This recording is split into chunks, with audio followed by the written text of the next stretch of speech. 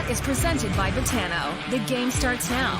Here are your hosts, Brent Wallace, Jason York, and Bobby Ryan.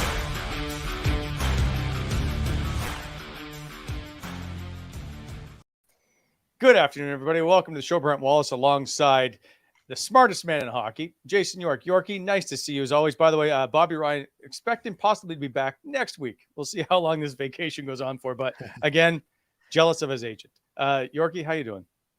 I'm doing great, Wally. Doing great. Had a great weekend. Yourself? Good weekend? Yeah, it was good. I ended up doing a little traveling, but yeah, it's good. We can get into that later, of course. We have a lot to talk about. A little disappointed in that we spent $1 million making the DeBrincat counter for the show. And then it looks like this will probably be the last show that we get to use it in. Yeah, I don't know. Who knows? Who knows what these draft picks will turn into? And that's the thing with these trades. Like you never know what's going to come down the pipeline, and you'll revisit the trade 3 years from now and go back there. And yeah, no, crazy weekend. But hey, listen, at least it's done. At least it's done. But now, like everybody else, we got to talk about it. We got to dissect it. We got to break it down and all that good stuff. So this will be good. I'm excited for this show. And not only because you're on it, but of course, our good friend Ian Mendes is on it as he gets to join us as always from The Athletic. I hope he's wearing a blue shirt. Close enough. This is blue. It's blue. Yeah, it's not navy. Baby blue. Is that your workout shirt? Is that what you use when you're cranking out those push-ups? I saw your I just got out. I played some pickleball today. So not quite the push-ups, but pickleball, push-ups. It's all the same thing. Yeah. It's about moving these days. Just got to move. Exactly. You weren't in my neighborhood doing for pickleball, though. That's right. I ended up Yorkie about, 3 weeks ago. Was playing with Kyle Bukowskis, Matt Scooby, Lever Sage, and it was basically in his front yard.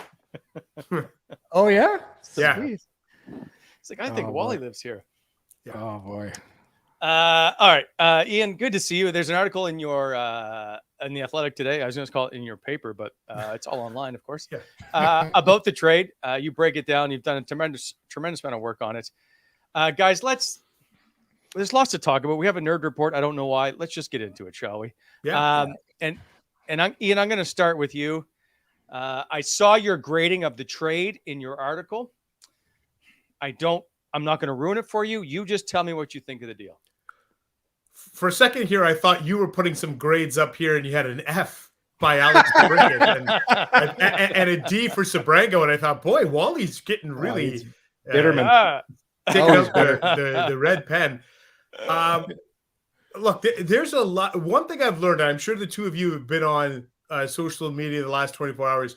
The temperature is running pretty hot right now in this marketplace, and emotions are running high, and it's really tough to make a clear-eyed, level-headed observation right now. A lot of people are feeling a lot of things, and I get it, right? You're an Ottawa fan, and one of the pieces that you were really excited about a year ago at this time has said, I don't want to commit here right now to a long-term deal.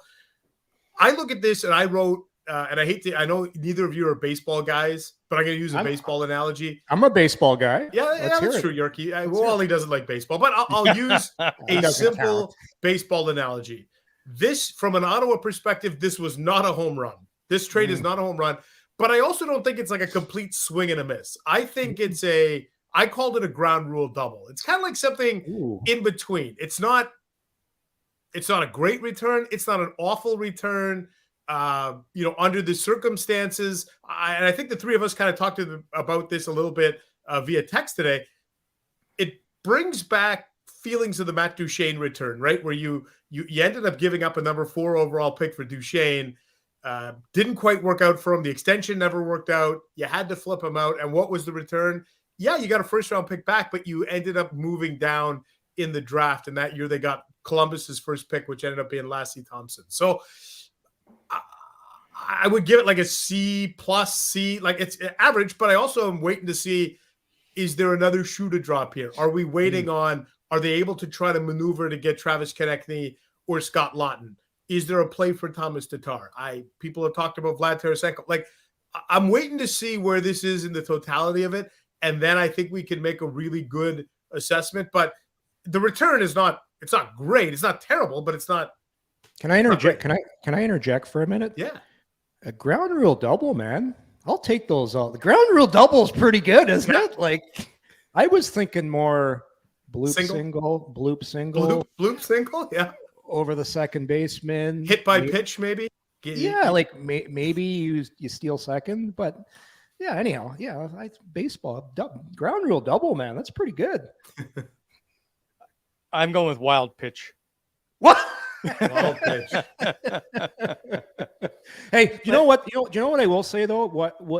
What I like about this, if I'm new ownership, this is going to be behind me when I come in. So this isn't hanging over my head, and it's like, all right, the mess is cleaned up. This doesn't drag on, and when new ownership comes in, it's a clean slate, and you start and you hit the ground running.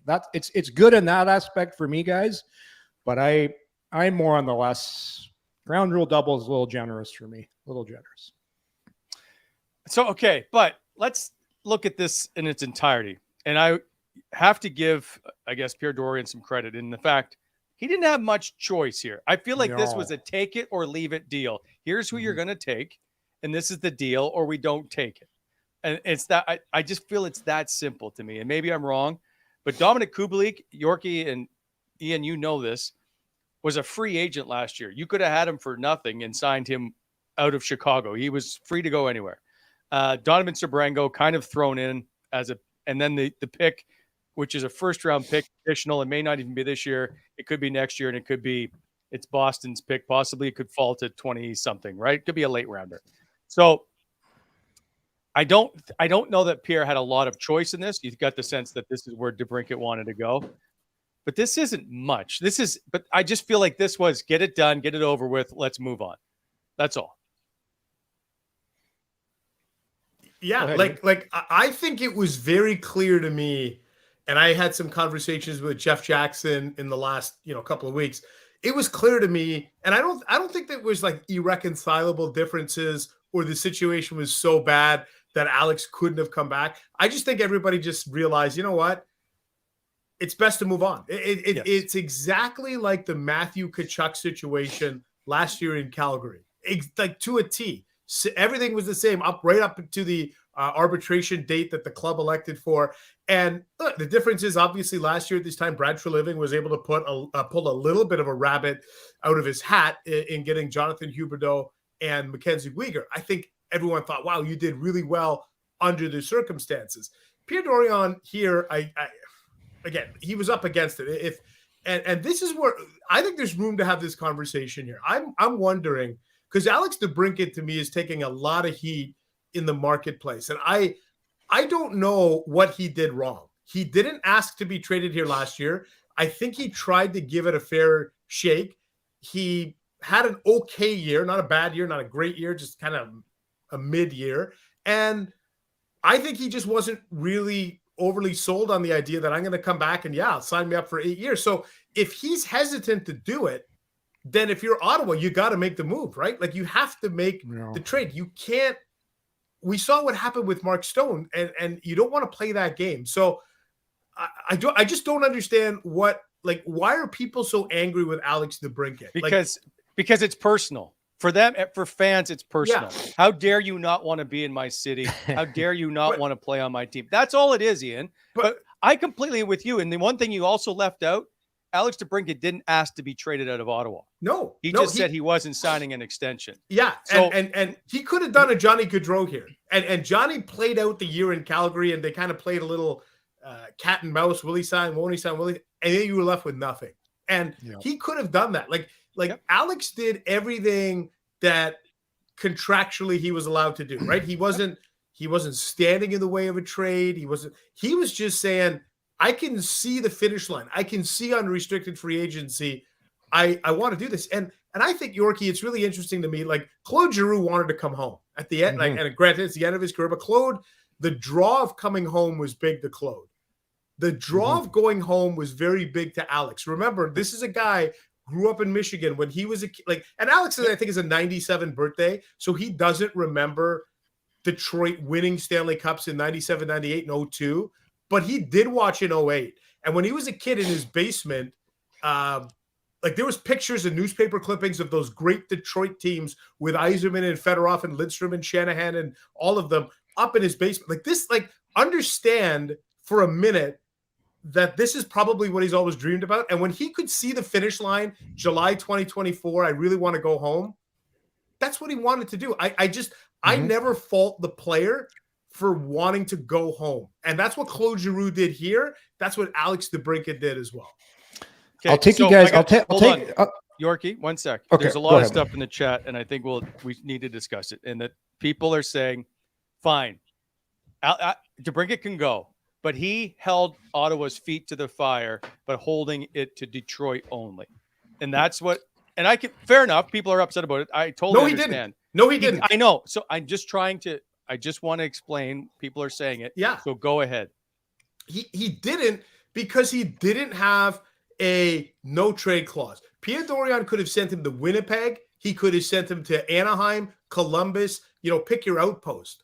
Now, everyone's going to say, yeah, but he wouldn't have had the right return. Well, that's a Pierre Dorion problem. That's not an Alex DeBrincat problem. I want to make that clear. Alex had the leverage here. He was an RFA, but you almost had to treat him like a UFA. Yeah. And that's that. Well, Ian, you knew the rules when you acquired. You knew the rules when you acquired him, and this is the game you had to play, right? So Winnipeg, all those other teams were not going to trade for him because they all know he's not going to sign there next summer. He would not sign an extension. And to me, and I've said this, it's no secret. Anyone that listens to this show, from day one, I didn't like this trade. And I said this from day one. Alex DeBrincat is not a 40-goal scorer with the Ottawa Senators. And everybody thought, oh, you're crazy. But he's not. Scoring 40 goals in NHL is about talent, but it's also about opportunity. And this is why if I'm Alex DeBrincat, for sure, does he want to come home? Absolutely. But the biggest caveat, and I'll take inside a player's mind, the fit with the Detroit Red Wings and Alex DeBrincat is one of the best fits that he could find right now in the National Hockey League if he wants to get back to being a 40-goal scorer. He is going to be their unquestioned number one winger, guys. I want to because you said you're the smartest man in hockey. I'm just going to point this out. Gavin, if we can play the video from April 29th. Don't play the whole thing. Just a snippet. No. Just grow with that young core, and he can immediately go in there and be their number one winger.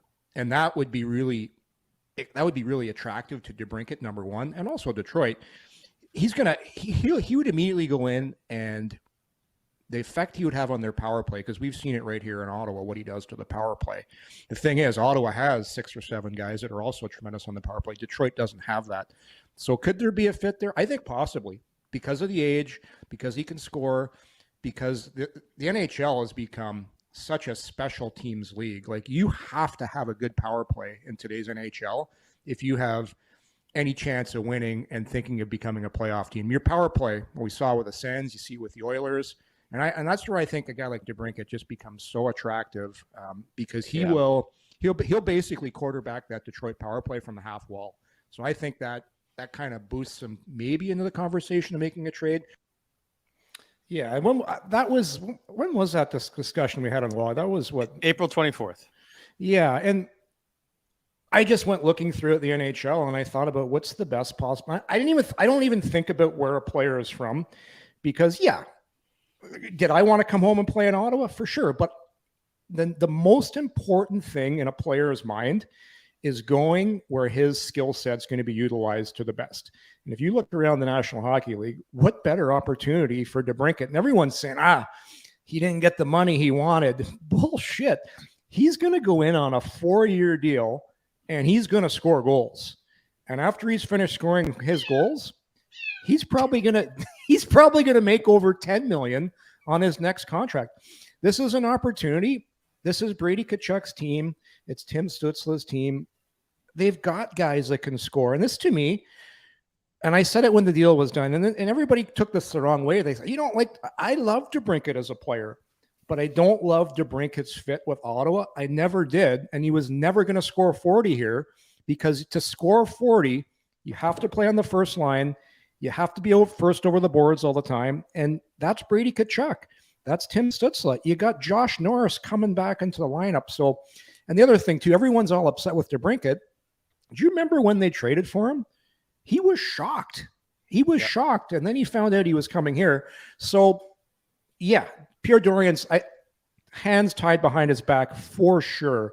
Tough. Everybody knew this was the place he wanted to go, but the due diligence should have been made before they made that trade with Chicago. I know everyone said that. It's easy to say now. Maybe they did talk a little bit about it, but from what I saw with DeBrincat, he was shocked. He had no idea he was coming here. And then Ottawa, if you're going to give up those kind of assets, you better make sure you got a chance of signing him. And they never really had a chance of signing him.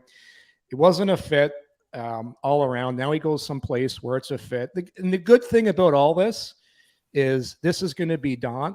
It's going to be in the past, in the rearview mirror. Detroit's making it like bandits, but Ottawa can turn the page. And yeah, for sure, there's cap space. There's lots of positives. But at the end of the day, that wasn't a good hockey trade last summer. I believe the trade was made for other reasons, and I do believe those other reasons were good. There was a ton of excitement in this city last year. I thought the DeBrincat trade, along with Giroux, it brought excitement, and it got the fan base re-engaged. We can all agree on that. And I really believe there were other motives behind that trade, and I didn't think it was a good hockey trade. I stood by it. I took a lot of heat for it, and that had nothing to do with the fact of him not wanting to resign. I didn't even know that. I never thought it was a fit, but you move on. You win some, you lose some. Dorion's made some good trades. He's made some poor ones. We'll see how this one shakes down in the past, but it's you never know until you see what that draft pick is, what Ottawa's going to get, and whether it's Boston's pick, whether it's Detroit's pick. But at the end of the day, the due diligence should have been done before you made the DeBrincat trade, because yes, your hands were tied, but you tied those hands yourself. Alex, I'm just typing on the chat, which is very busy at the moment. Ian, what do they do now? And I'm going to throw I guess I'm starting this with, is there any chance that Vladimir Tarasenko is an Ottawa Senator this upcoming season? I mean, yeah, I would imagine that. Okay, percentage wise. Boy, I don't know, like 30%. Like I put it like. I don't know, that's a terrible non-answer, but I think the issue for me is I like Tarasenko, and I don't have his stats in front of me. It kind of had a flat year last year, but 2 years ago he was pretty good. Shoulder issues.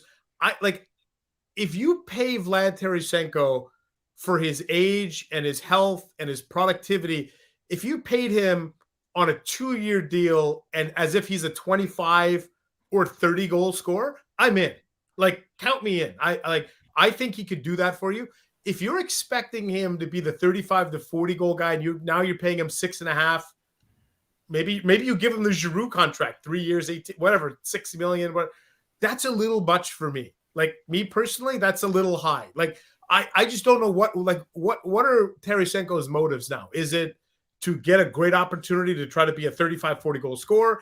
Is it to try and be on a playoff team? Like, what's his motivation? That's what I would like to know. But if it's securing the bag and getting a 2-3 year deal at 5.5, 6.5 per, I'd be really leery and nervous of that. But if he's okay to come in 2 years, $8 million total or something, I think that's good. I like the player, but he's not the guy he was 4 years ago, right? He's not. I don't think so. Here's my concern, and Tarasenko's always been a talented guy. If you look at the makeup and the DNA of the Ottawa Senators, like, what's their identity? Like, they're a team. Yeah, they've got some skill, but they play relentless. Like, you hear this all the time. There's never any easy games versus the Ottawa Senators. And you look at their captain. He drags everybody in the fight. Brady Tkachuk. I'd be a little concerned with Tarasenko, and it's not that he's not skilled, that's whatever he plays 15 to 18 minutes a night. Is he going to be a relentless player at this point in his career? And I think it's different than Claude Giroux. Claude Giroux chose Ottawa right from the start because he's a guy that hasn't won a Stanley Cup. It's so important that he wants to win a Stanley Cup. He wants to do it here, and he's motivated. And watching Claude play last year, guys, he was relentless on the back check. Like, he was a 200-foot player. I don't classify Vlad Tarasenko as a 200-foot player, and he would worry me bringing him in and being part of what this group's trying to accomplish. And that's just from watching him and little snippets here and there. I just think it would be risky, man. It would be risky because I don't know if he fits into the DNA of this hockey club. So Peter in the chat, I think it's gone now, he's with me on the same page. I was going to bring it up. Does that not feel like Alex Kovalev to a certain degree? No. Kovalev that's a whole level of floatingness. Like, that's a whole different level. Like, there's a guy that, we used to have the joke about Igor Ulyanov. He was the guy that was always off the ice early. Like, he set records for leaving the rink faster than anybody and getting on his plane. And we all know the stories. Like, that was a disaster. It's funny you say that because Ian and I had a name for those guys. What was it? Do you remember? Pert Plus. Pert guys. Because shampoo and conditioner all in one. So they just in and out in a heartbeat and they're on the bus first. Yeah, we're like, that guy doesn't use separate shampoo and conditioner. He's in and out quick. I love him. Igor Ulyanov has been around forever. That's still my favorite. But no, I wouldn't put Tarasenko and Kovalev's. Like, Tarasenko works a lot harder than Kobe used to work. So I don't understand the love affair. I guess I get the love affair with Vladimir Tarasenko, that he can score 30, 40 goals. But I don't know that he's the right fit for this team. As you guys talk about, you need a team that's a little bit tougher in the playoffs that's going to compete. I'm not sure that that's the answer. Yeah, look, the goals that are missing, like DeBrincat scored 27 last year, and that was a down year for him. I think you could make an argument Dominic Kubalik comes in and scores between 20 and 25. I think Kubalik can take away, like, he can absorb the loss of DeBrincat for the most part. Yes. Then you add in Norris, who, if we pencil Norris in for 30, I think that's okay to pencil him in for 30.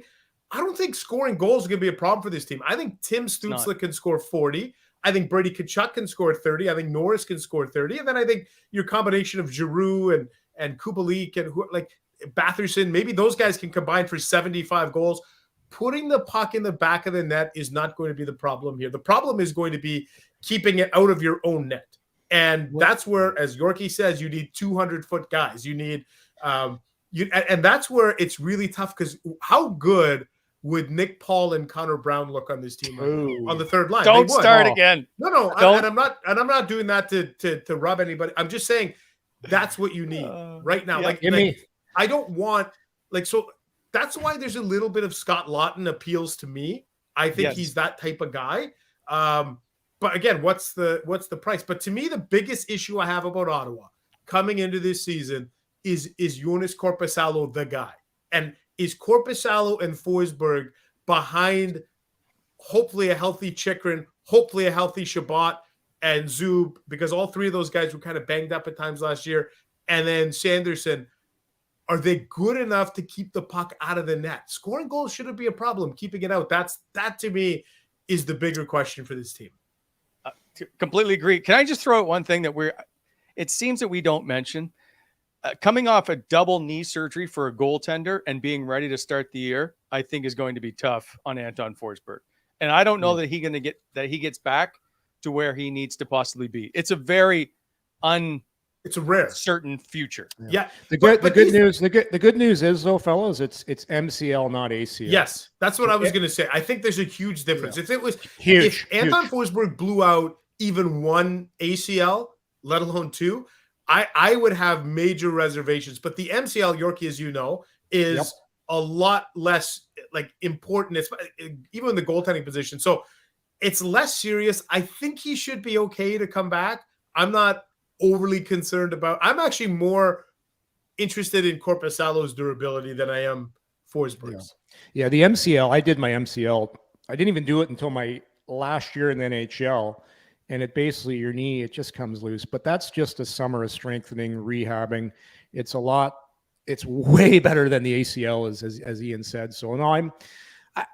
I like what they did with the goaltending position. I like the Korpisalo move of all the guys that were out there.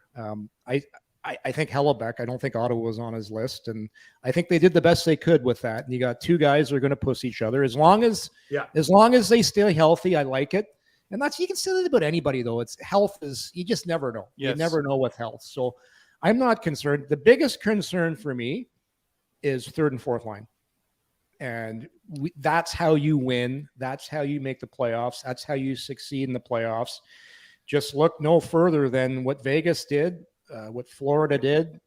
It's just having guys now 1 through 4 on your 4 lines that you're not afraid to put on the ice, that like Vegas is an extreme example, but Ottawa needs a big upgrade there.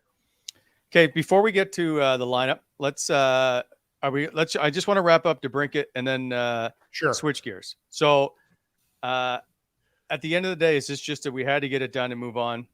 Took a swing and it didn't work. Yeah, I think so. Look, the inherent risk is you traded him within the division to a team that is in the same boat as you, right? Like that to me is the interesting part. I still think if that's the best deal you had available or the only deal, you still execute the trade. I'm not going to sit here and criticize Ottawa and say, don't trade him within the division. If that's the only move you could make, that's all you could do. I am utterly fascinated at the 3-headed monster or race amongst Ottawa, Detroit, and Buffalo. Yeah. They're all around the same point in their rebuild trajectory. They're all feeling like, yes, we were 80-plus point teams last year. We are going to take a step. I just don't see room for 3 of them to all make the playoffs next year. I could see 1. I could even maybe see 2. But all 3 of them certainly have playoff aspirations for next year. And this trade could help kind of influence the balance of power, at least between Ottawa and Detroit. Yeah, I think we still need to see what plays out here. And the one thing we haven't really talked about is Kubelik's salary. And that's a big bonus, $2.5 million. That's a huge bonus. That, depending on what happens with Pinto, who knows? There's who knows what's going to happen with Matthew Joseph. He's making a lot of money. Like, I still think there's a couple dominoes to fall here. So I don't think Ottawa's done. This is just my opinion. I've got no insider knowledge. I just think there's going to be another move. And when that move happens, I think then we can really assess what they've done. Because to put a closure on DeBrincat here, Wally, if you look at what Yzerman traded, he got Kubalik for free. So he basically traded something. He was basically for free. It didn't cost him anything. And it's a pick that's everyone's saying is going to be whatever, 20 to 30, and a prospect that was playing in the East Coast League. I've seen Donovan Sabrango play a lot, though, fellas. I've watched him. He actually played junior with my son, so I know him extremely well as a prospect. His development, something happened in Detroit where he regressed. I still think he's pretty good. He was very good growing up. He was very good in junior. There's something there. It's, can Ottawa get him back on track? Maybe. He's so young. So a lot of people are criticizing him. I think that's unfair. I think he does have some potential. But if you look from Detroit's perspective, they hit a home run. For Ottawa, let's see what happens with the domino here. Hands were tied, no other options. You did the best you could. New ownership coming in, turn the page, move on. But definitely on paper, it's a big win for Yzerman. You can't sugarcoat it. It is. Only a win if DeBrincat gets up to 40 goals and Detroit makes the playoffs. That's all. I don't think he's going to. I don't know what he's going to get, but whatever. He'll get his cookies. That's what he does. We'll see. He's a specialist on teams that are young, coming up, and he plays all the time, and he gets his goals. That's what he's good at. That doesn't make you a playoff contender. No. Moving on. I know. It's my show. I'm going to have the last say. As always, this show proudly presented by Betano. Go to betano.ca. Download the award-winning app. It is state-of-the-art, the fastest, most user-friendly, and advanced betting app for your mobile or tablet. Have the amazing world of sports always with you at Betano. Hundreds of live betting options for his events. And same-game parlays with Bet Builder, also live in-game betting and the most competitive odds in the market. Of course, the casino. As well, you can bet on Major League Baseball All-Star Weekend that's coming up. Or I guess it's not on the weekend, it's through the week. Betano, the game starts now. Hit it, Yorkie. Oh, I thought Mendes was taking this. No, we're not asking the guest to read the ad. Yeah. Renfrew Pro, the original hockey tape. They've been with us since day one. Easy to tear with your hands, Wally. Moisture resistant. Helps with your puck control and your dangling. It is the ones the pros use. Available at all major retailers. Look them up on the web at renfrewpro.com. It is the one with the green core. Give them a follow on your Instagram at Renfrew Pro. Don't forget to tag your teammates with unlimited entries and share your story for 10 bonus entries. And for 35 years, BEI has built its reputation on providing great service with unmatched quality of work. And the BEI team putting forth the same commitment into building your new home. Escape the city and the big city price tags. Relocate to a new home in the Wren subdivision, a project by BEI Homes, just an hour west of Canada. Enjoy the vibrant small town atmosphere with all the modern conveniences. Detached homes with 70-foot frontage and water and sewer. They're also semi-detached homes with plenty of affordable options. Many options, floor plans to choose from, starting at $500,000. Trust a quality builder. Go to bonishyourhomes.com. Okay, so now we can move on to Kubalik and the lineup. Is everybody just going to slot him in at the second line spot because there's a hole there and that's where DeBrincat was? Or is he really the third line guy and we move Greg down to the fourth line and perhaps Parker Kelly out of that spot? It's a good question, right? Because I think like Kubalik is your classic middle six guy where he could second line, third line. I'm with Yorkie. I think something else is going to happen here. There's going to be another shoe to drop. And this depth chart that people are seeing on their screen right now, it's going to alter. And I think that first line, I would even argue that you put Giroux back with Stützle and Tkachuk. Like, I wouldn't mess with that. It was so good. And then I would let Norris, Batherson, and maybe it's Kubalik, maybe it's somebody else. You play around with it. I'm with Yorkie, though. Matthew, like if I had to pick one, if I had to highlight one name out of this entire page and say, I'm looking at him, it's Matthew Joseph. Matthew Joseph could swing this team if he plays up to his capabilities. He's a legitimate third liner who could score 15 goals, maybe 15, maybe. It's a different conversation. If Joseph plays like he did at times last year and he's worth playing on the fourth line or being a healthy scratch, they're in a mess. He's the key to me to maybe making this thing go. He had some nice stretches last year too. He's got tons of speed.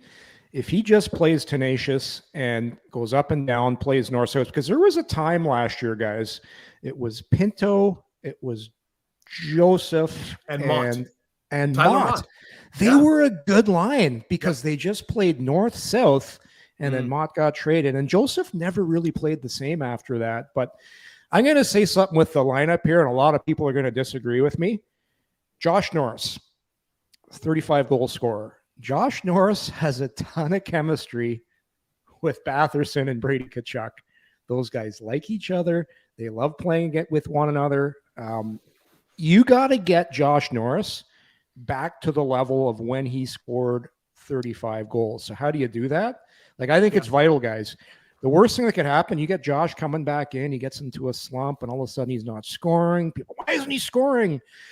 To me, Timmy Stützle is good enough to play. He's the type of guy that makes everyone around him better. He's that good. I don't think it matters who he plays with. He creates offense on his own. I'm of the opinion, and people are going to call me crazy here. I like Norris with Tkachuk and Batherson.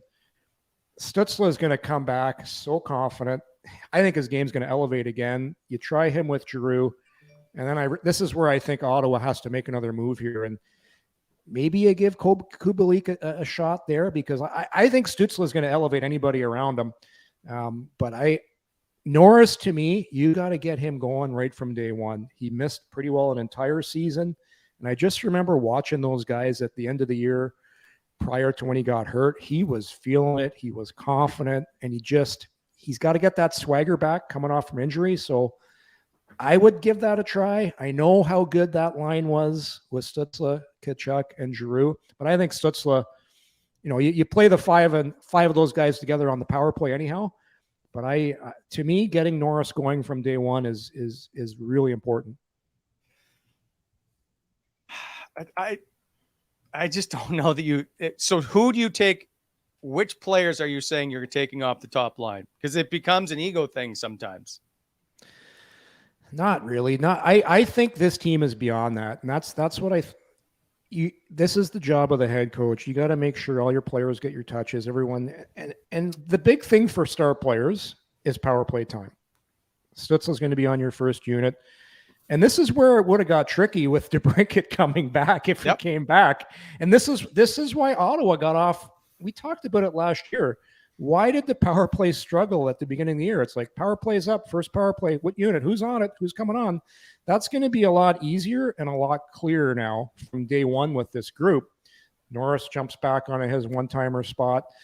You probably have Batherson in the bumper. You got Tkachuk in front, and you got Stützle on the far flank. The most interesting thing for me is who's going to quarterback that power play this year? Who's going to be back there? Is it Shabbat? Is it Sanderson? I'll tell you this. If you don't have Jake Sanderson inked to his extension, maybe just let Shabbat run the power play. A little bit of cost certainty there, Ian. Yeah, exactly. That would be my strategy. You would think, but it's and who knows, injuries, everything. But no, I just you can play Stützle. I think him and Giroux could play together. Giroux is so smart. And then trying to figure out, you need a worker bee, a guy with speed, a guy that's going to be tenacious on the other side with some skill. Well, the biggest concern is the bottom six as opposed to the top. Yeah, six. Like who's playing with Pinto and so on. If you put up Greg, Pinto, Joseph, Kelly, Kastelik, and McEwen as the bottom six we have at the moment, they combined for 37 goals, 20 of them by Shane Pinto. Tim Stützle had 39 goals. Like they need to find some bottom, and I know Derek Brassard is not on that list, and he had, I think, 13 goals, but you have to find some offense somewhere from that group. Oh, absolutely, you do. And Ridley Gregg's another guy that I'm intrigued. Like, where does he fit in? Is he a center? Is he a winger? I go back, and this isn't me criticizing. I'm just saying this is exactly where you would need Connor Brown and Nick Paul. Exactly where you like. Those types of players are exactly what you're looking for. And so that's why I'm not as worried about, losing DeBrincat. I'm not worried about the goals. I'm worried about the depth. And I think you got one piece in Kubalik. Now you need one more. And like I said, Scott Lawton would be a guy I would be really interested in. Konechny would be a little bit more of a high-end piece. But again, just fill it out. You need one more middle six guy. And then I think you're going to be in a good spot. Yeah, like what you're describing, Ian, is an NHL player that's got some experience. He knows exactly what he is. He doesn't cheat the game. He can score when given an opportunity. And he's a guy, you call these guys glue guys. The coaches love him. They trust him. Well, there is a reason Connor Brown led the Senators in ice time.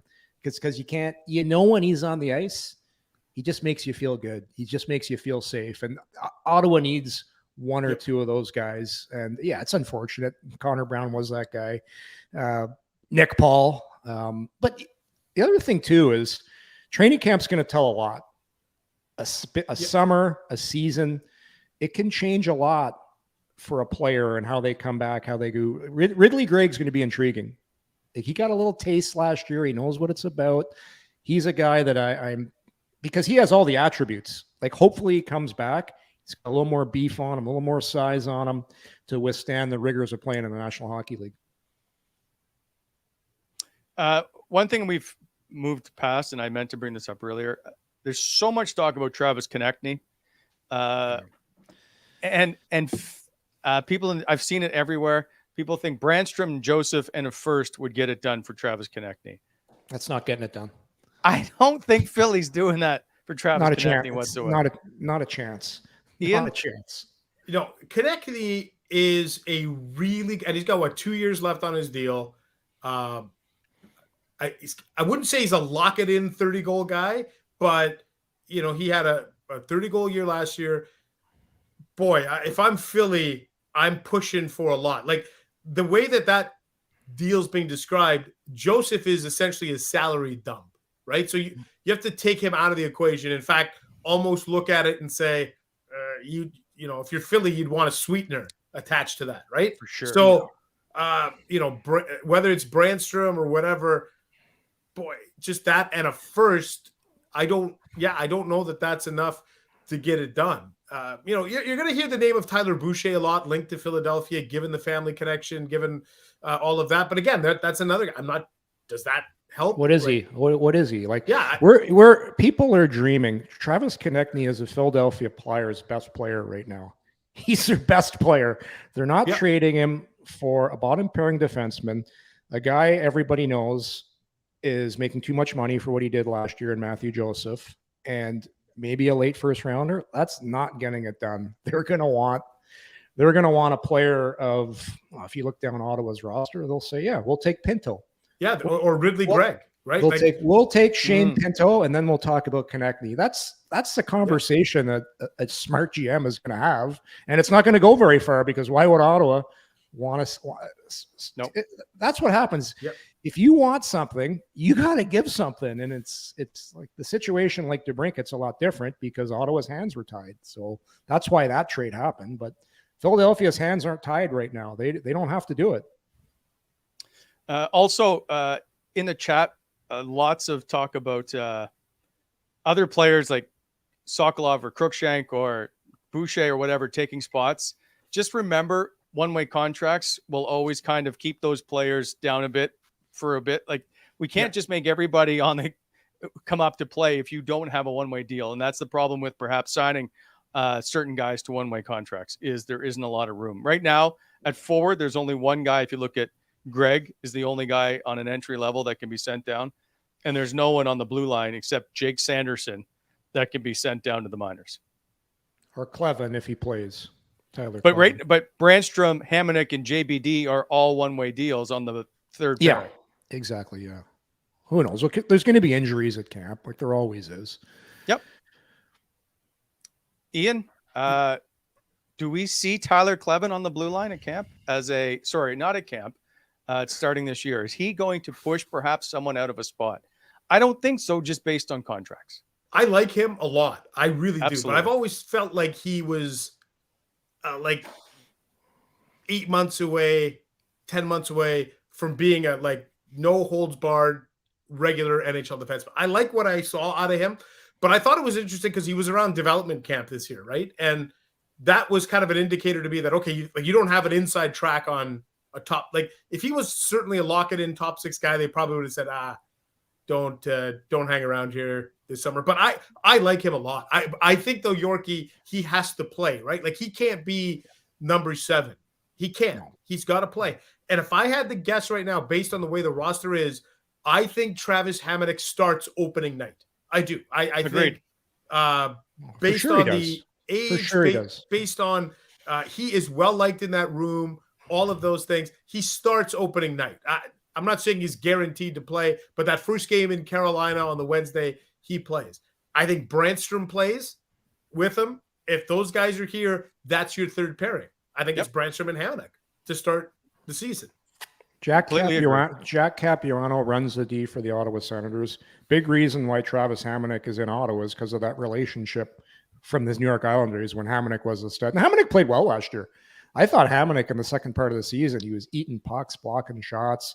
He plays. He's on a 2-year deal. Like, you're not giving him a 2-year deal and healthy scratching him open night unless he has a horrendous camp. Unless he's Michael Del Zotto. No, sorry. Yeah, but he's too soon. But Hamonic is this coaching staff's type of player. Like, Del Zotto was not. And Hamonic, I think, because I saw people complaining about this.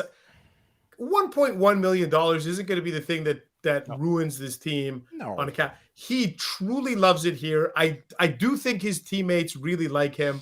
He's the perfect number 6 defenseman for this team right now. And then maybe next year you transition him into the 7 role. It's Clevin, whatever. But Ian, you can always ship him out at the deadline if Clevin is ready. But you need his blessing, right? Because he's got a no movement clause. But regardless, if you're a pro and let's just say whatever happens and you get moved, you have a conversation and it depends.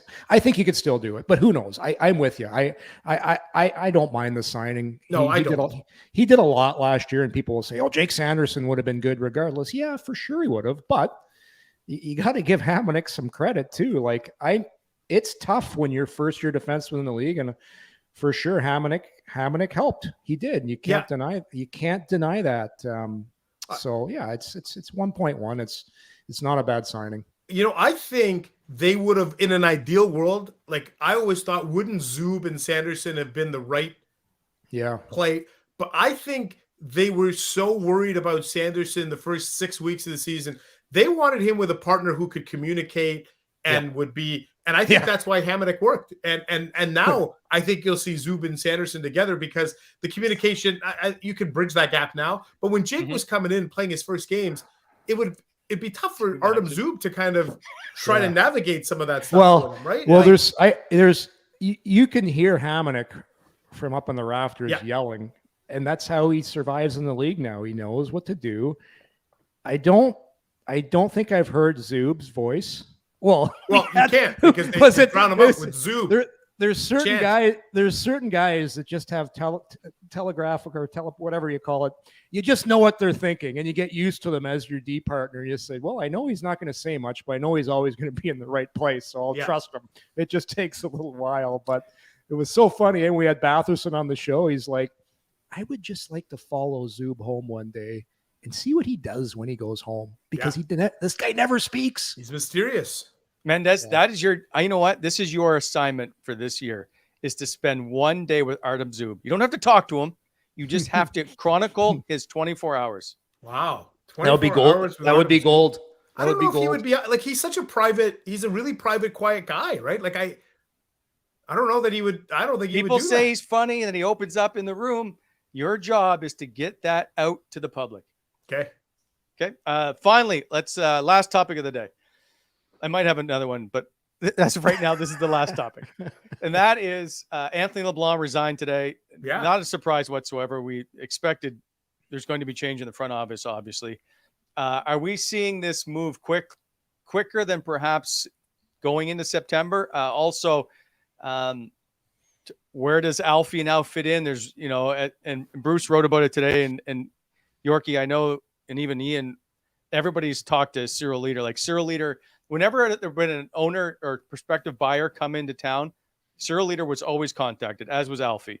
Those were always the go-to people. So it's not a surprise to hear that he could be back in the organization. I think that was always a possibility. But it has to be a really good deal for Cyril to want to give up being the general manager of the Myers Automotive Group.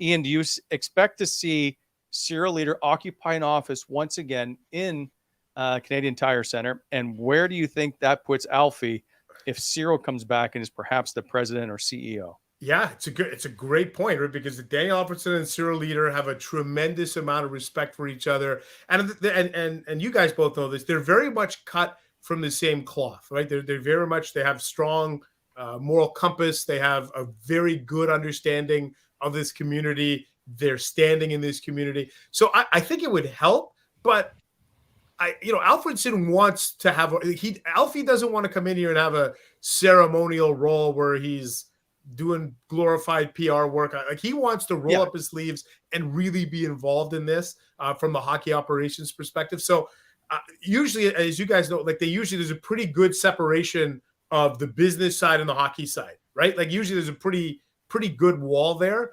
So, I mean, could Cyril Leader help bring Alfredsson into the fold? For sure. But boy, I don't know if that's going to be enough. I think it's got to be a good role for Daniel Alfredsson to want to do it. And I would imagine that there's an opportunity to carve out something for him. It's just a question of, whether or not there's the match. And just based on the timing here, right? We're in the middle of July. And I let's say Michael Landauer gets the keys on Labor Day weekend. Is that enough time to give him a role for this season, or what happened? So the timing of all this is awkward. But yeah, you're going to hear Sai's name, Cyril Leader's name come up an awful lot in the next few weeks. Yeah, I think Michael Landauer is going to get the keys sooner. I wouldn't be surprised if it's within 2 to 4 weeks. That's just my opinion on that. And with Alfie, Ottawa's a unique team, right? The way they've done business in Pierre Dorion's tenure, they've never really had a true president to oversee Pierre Dorion. He's reported to a board, and the board really aren't hockey people. So it's been everybody's talked about it. It's been their hockey ops department is the smallest, I believe, in all the National Hockey League. So there's a lot of room for growth there, right? And a lot of teams have people that call them a special advisor, they report to the owner, or whatever you want to call it. Daniel Alfredsson wants a meaningful job with the Ottawa Senators. I think it'll eventually happen. I think whatever the name of the role is insignificant. Look at Kyle Dubas, for example. He's basically the GM, but he's not called the GM anymore. But for Ottawa, I just think there needs to be more of a structure where your general manager reports to somebody. So there's more discussions going on. There's more hockey people involved. Yeah.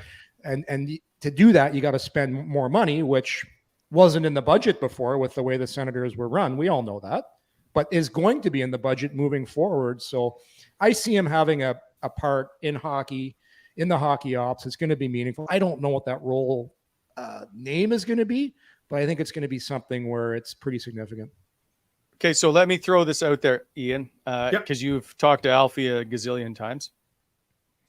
What if it is special assistant to the owner? It seems like a Dwight Schrute title. Special assistant to the owner. Special assistant to the regional manager.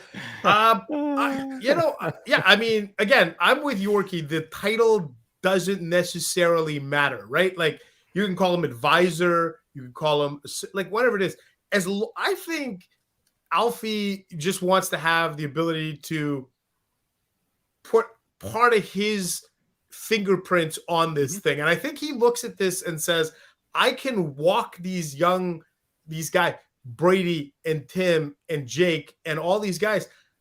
I was in this exact same spot with a young team with Marian Hossa and Wade Redden and a young Jason York. And we were trying to get over the hump in the late 90s. And there are certain pressures and expectations in this market that are unique to this market. And he knows, and he knows how to handle it. So as long as he's able to have a voice in there, I don't know that, he necessarily wants to be the general manager or the buck stops here, but I do think he wants a voice. I do think he doesn't want to just come into the office 2 days a week or 3 days a week. I think he wants to be there all the time. And if they offered him the opportunity to have the president of hockey operations and all the decisions stop with him, I'm sure he would go for it. But again, it's hard to get inside of Michael Andlauer's head because we don't know what he's promised along the way, right? Like, maybe he's told certain people that if I take over in Ottawa, I got this for you. Or if I take over in Ottawa, you're going to do this, and this is going to be my org chart. So we got to be mindful and respectful of that Mike Andlauer might have his own org chart in his mind that he wants to see executed. And I can't sit here and say with any degree of certainty where Daniel Alfredsson fits in. The only thing I would say to Michael Andlauer is it would be in your best interest to find a spot for him. Even if it wasn't in your original org chart, find something for him, make him a part of this, because it's going to seamlessly fit with everything that I think is going on here.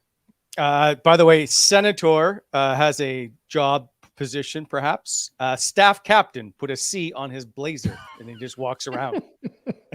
Staff captain. I can see it. That works. Yeah, just to add on with Michael, I agree with a lot of the stuff you just said there, Ian. He's a really successful guy. He's a self-made guy. Yeah.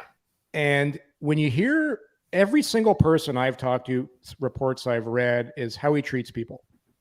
And everyone comes back with the unanimously same thing. This guy treats people so well, but he's a winner. Like, it's just, I'm excited to see when he comes in and has his first press conference, because I think the energy is going to be off the charts. And I don't even know him. I never talked to him, but it's just talking to people, the buzz. Yep. And it's exciting, man, because it's really going to change the dynamics of this franchise. And whatever, I think with Daniel Alfredsson, whatever happens will happen. He does want to roll for sure, but all that'll be worked out in time. Yorkie, have you not talked to him? You're part owner. Yeah, that's what everybody thinks.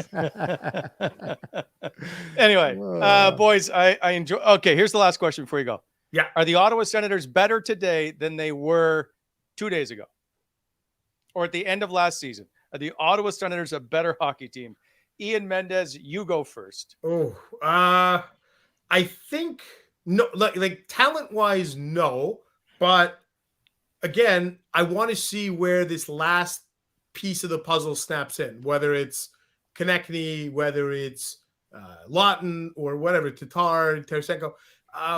Talent. You take out a guy like Alex DeBrincat out of the equation. I can't sit here and tell you with a straight face, yeah, they're more talented. I can't say that. They're not more talented, but they will have Jakob Chychrun for a whole season. They should have Josh Norris for a full season. If Korpisalo plays like he did down the stretch in LA and for most of the season in Columbus, they're going to have stable, competent goaltending. And if those three things all happen and Kubalik comes in and scores 20 to 25 goals, then yeah, I think that they'll be a better team. But there's a few ifs in there, right? Like we haven't reached that point where Tampa is, where Boston is, where Carolina is, where I think New Jersey is now, which is you just know going into training camp, lock it in, they're going to the playoffs. Like you don't even question it, right? Mm-hmm. We're not there yet with this team based on the moves that they've made, but I hold out hope that they're getting closer and closer to that point. If healthy, and it always comes down to health, I think they're better than Detroit and they're better than Buffalo. I think they're a better team. If you go off the last game of the year, that roster of guys that were dressed, and I take where the Ottawa Senators are right now, you didn't even have even close to a number one goalie. Now you've got two good goaltenders. You've got four defensemen. You have a legitimate top four. You've got Tim Stützle, a year older, a year wiser. Brady Tkachuk, year older, year wiser. Batherson played most of last year banged up. He's back healthy. Josh Norris is healthy. Shane Pinto, we don't even talk about Shane Pinto. The guy scored 20 goals last year. Year older, year wiser, year better. I think they're a much better team. If healthy, they should be a playoff team. If they are not a playoff team by Thanksgiving, then this team is underperforming. They are ready to take the next step. And if they add that piece, which I think they will, I think they're a team that's going to be maybe even a little bit better than that. It's just that core is so talented with the defense. Goaltenders stay healthy. I like the team a lot. Which Thanksgiving though, Yorkie? Canadian or American Thanksgiving? I'm taking the earlier Thanksgiving. Hey, listen. That's opening night. This team has to get off. Listen, there's no ifs, ands, or buts about it. Yeah. This team is on the hot seat to start the season off. They have to get off to a good start. They have to. Yeah. You can't. We all know it. And that's what's killed them before. And I expect them to get off to a good start. I think there's lessons learned. And I love the leadership of Tkachuk. Yeah. I love the leadership of Giroux. Like the back end. Goalies stay healthy. They're a playoff team. Okay. You guys are both on the same page. I disagree. What? What do you disagree about? You can't just disagree. What's your why? I don't like them defensively. I just don't.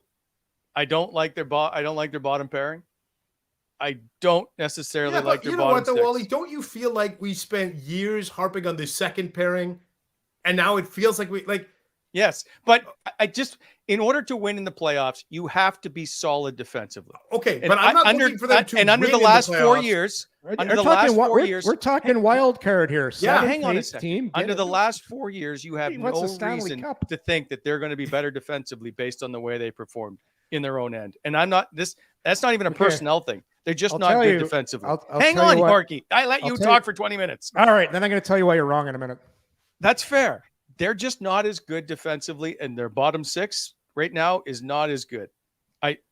That's all. Unless you give me a Mark Kastelik who has a better year and Shane Pinto that continues his pace, which I think he will. I really like Shane Pinto, but I'm not sold on Matthew Joseph, or I'm not sold on Parker Kelly being in that spot. I don't think he's even there to start the year, and I don't know what to think of Zach McEwen yet. I think he'll fight and claw his way to be in that roster spot without question. I think he'll be fine for that role. I just don't know they're better defensively. That's all I'm saying. I'll tell you. So just quickly here, Ian, you go after me. Who were the when they got off to that horrendous start? who were their center icemen? You had Tim Stützle, who was really doing his first full year at center. Yeah. Josh Norris was hurt. You had the rookie Shane Pinto. You had Kastelic. And Brassard. And Brassard, so you can't win in the NHL with that as your four centers. Fast forward 1 year, healthy Norris, Stützle coming off an outstanding season, Pinto on his sophomore year, and Kastelic, 6'3", bigger, stronger, smarter. They can't be any worse, and they won't be worse. If they are, there'll be changes.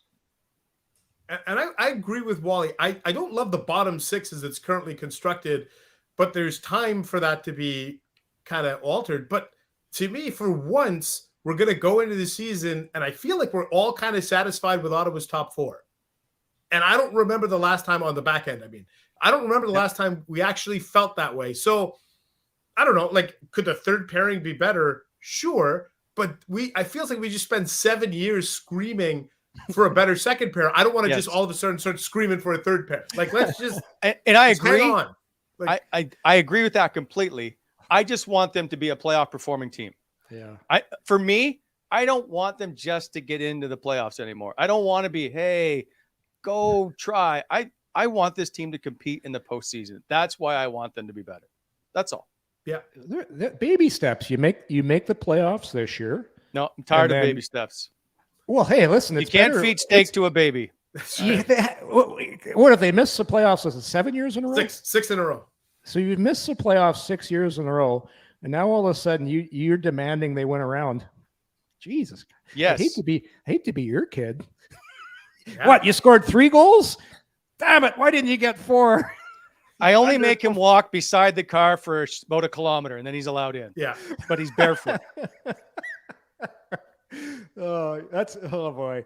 Listen, next year's their year for me. This year coming up, I'm happy if this team makes the playoffs. I think that would be a great stepping stone, and then you build from that. Who knows? They could do better, but I think anything less than playoffs is a disappointment. That's where they are right now. They said that this year. No, they didn't. Didn't. Oh, we want to play meaningful games in March. Games. Stop. I'm not saying that. People wanted them in the playoffs. We want them to be in the playoffs. Well, if you wanted to be a playoff, the only person that wanted them playing meaningful games was the GM who couldn't build the roster properly. Listen, if you wanted to be a playoff team last year, you should have addressed the blue line in the summer, which wasn't addressed. And then they had all the injuries. There's no way this team was a playoff team, and they almost made it. But this to me, they're a playoff team. Okay. And with that, we'll conclude today's broadcast. I want to thank everybody who joined the chat. It was one of the busiest ones I've had. So I appreciate everybody that jumped in and had conversations. And for you, Ian, I appreciate you taking time out of your summer. As always, fantastic work daily with you at The Athletic.